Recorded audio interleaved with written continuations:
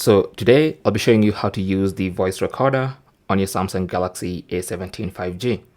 If you find this video useful, don't forget to like and subscribe. So simply go to the Samsung folder, and that's where the voice recorder app normally is. Now this is a default Samsung voice recorder that comes pre-installed on your phone. Once you give it the necessary permissions and choose where you want to save your recordings, you're ready to go.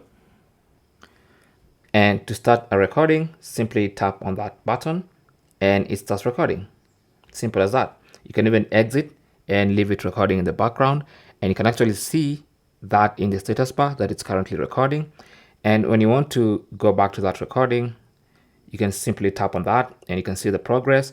You can stop, you can hide this, or you can pause, or you can stop. Now once you stop, it's going to get saved. Now to see your previous voice recordings, you'll simply go to the app and you can see them listed here. So for instance, this is a voice recording which I can listen to.